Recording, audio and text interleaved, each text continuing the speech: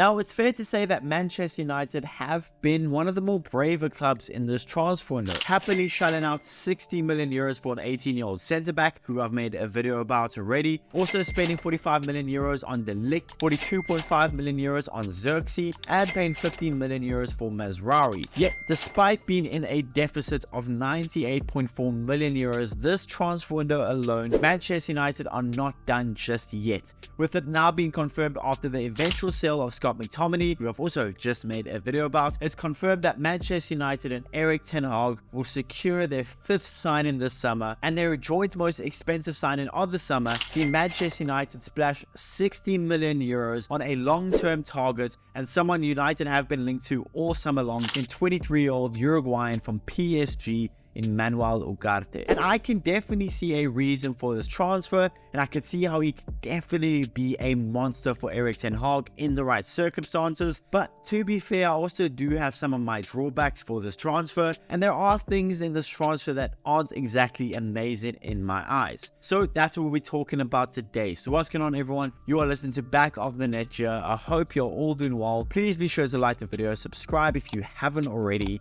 and let's get into it. Born in Uruguay, Manuel Ugarte joined Phoenicia's youth system at a young age, and at the age of just 15 years old, Ugarte made his professional debut for the club, making him the youngest pro player in Uruguay during the 21st century. Initially seen as a striker by Phoenicia, Ugarte eventually moved to his now current position, that being defensive midfield. And by the age of just 18 years old, Manuel Ugarte was the captain of his boyhood club in Phoenicia. After making 57 appearances for the club, Ugarte headed to Portugal and joined Famalicão in 2020. This was undoubtedly a huge step for the 19-year-old, and even though he started on the bench in the beginning of his tenure at the club, he soon earned a regular spot in the lineup, and he impressed with his ability to cover different midfielder roles, but mainly excelling as a defensive midfielder. After just 1 year at Famalicão in 2021, Sporting Lisbon saw his potential and managed to sign him for just 6.5 million euros. He was initially supposed to play as kind of your backup for João Paulinho, but when Paulinho left for Fulham, Ugarte was thrusted into a starting role after just 1 season at Sporting. Despite Sporting being quite disappointed in that season, finishing 4th in the league, Ugarte himself became a vital player in Sporting's midfield, and his performances during that season, especially in the Champions League, really put him on the map with your average European football fans, seeing Ugarte lead his team in tackles and interceptions. And after just 1 season of being a consistent starter at Sporting Lisbon, playing 47 games for the club in all competitions, in June 2023, 2 years after joining Sporting Lisbon,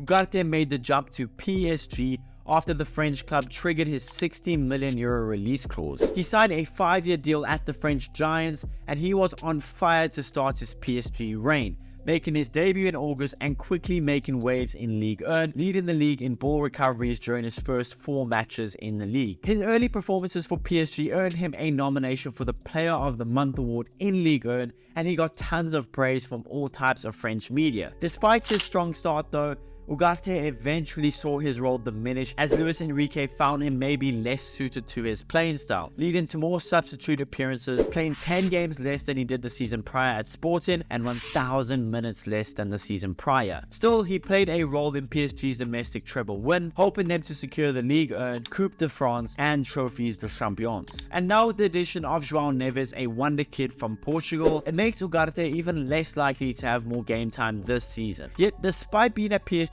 for just 1 year and overall having a pretty tough time in Ligue 1, Manchester United will be signing the 23-year-old for the same price PSG paid for him, that being 60 million euros. Now, Ugarte is an enforcer kind of midfielder. He is extremely good at getting stuck in and winning the ball back, seeing him rank in the 99th percentile in all of Europe's top 5 leagues in tackles per 90 with 4.21, and ranking in the 98th percentile in interceptions per 90 with 2.02. Ugarte is also very good at keeping the ball for his team, ranking in the 95th percentile in pass completion percentage, and although yes, all of these numbers were put up with a pretty dominant PSG side in a lackluster Ligue 1, these are still some pretty impressive numbers. He is dominant at winning the ball and keeping it for his team, allowing him to have some extremely dominant performances in the middle of the park. But outside of everything I've just highlighted in his game, Ugarte at least last season, more than struggled with everything else. He is not at all a great progressive carrier or a progressive passer. He's not at all agile and good at dribbling. He isn't extremely press resistant outside of passing backwards and sideways. He carries little to no goal threat, having scored just 4 goals in his entire professional career. He's also over aggressive at times, committing a fairly high amount of fouls per 90, and despite being almost 6 foot, he isn't extremely amazing at aerial duels, but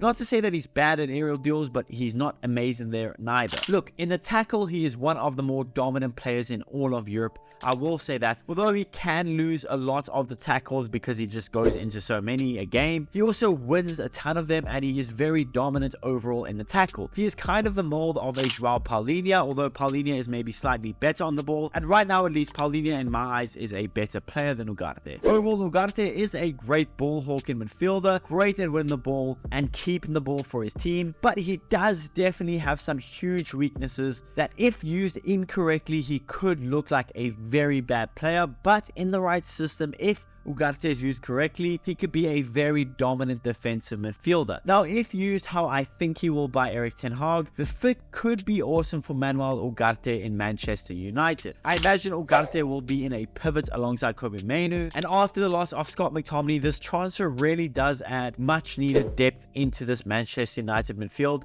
especially in the defensive side of the midfield. I actually expect Casemiro to eventually be the backup for Ugarte, and with Ugarte being a liability sometimes in huge games with his over aggressiveness, oftentimes collecting needless yellow cards, I can see the need for Casemiro to still be in and around the team. Kobbie, who is miles better on the ball than Manuel Ugarte. Kobbie will help cover the flaws and weaknesses in Ugarte's game, and equally, Ugarte being such a powerhouse defensively, he will allow Kobbie Mainoo to maybe focus less defensively and potentially push himself higher up on the pitch, which I think will help Kobbie Mainoo's game very much. I think that the double pivots of Kobbie Mainoo and Manuel Ugarte, if given time to develop, which isn't often the case in a team like Manchester United, but if given the time to develop, this pivot could become very, very tough to go against if you're any team in the world. I don't think Ugarte is good enough to play on the ball as a solo 6, so I think him joining Ten Hag's system that uses a double pivot will do nothing but help Ugarte and his game. Now onto the price. I think the price is still a bit hefty. As good as he is and having the potential that he certainly does, the price is still a bit hefty for me.